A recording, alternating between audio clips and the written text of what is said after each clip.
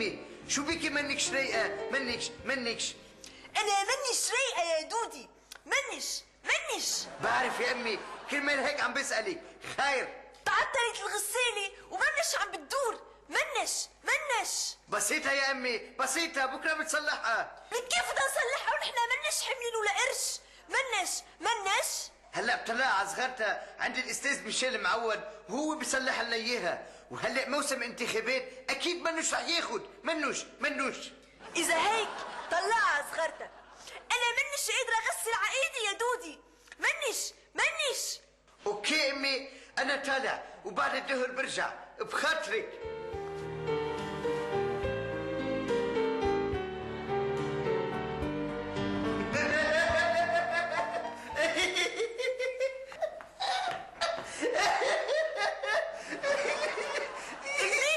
هالقد مبسوط بالطلعه صغرتها؟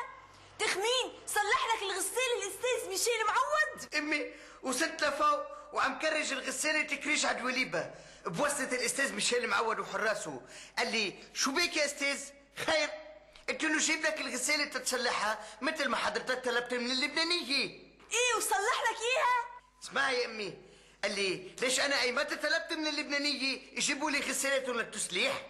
قلت له امبارح يا استاذ ميشيل على التلفزيون سمعتك بتينتي عم بتقول كرمال اصلاح الوطن انا مستعد استقبل اي غسالة لاي مواطن. ايه وصلح لك اياها؟ اسمعي يا امي، لما سمعني قلت له هيك حسب استاذ ميشيل وقال لي انا ما قلت مستعد استقبل اي غسالة لاي مواطن، انا قلت مستعد استقبل اي رسالة لاي مواطن. طلعت معه غسالة رسالة. طب هلا المهم صلح لك اياها؟ لا امي، مناش شغلته. مناش ايه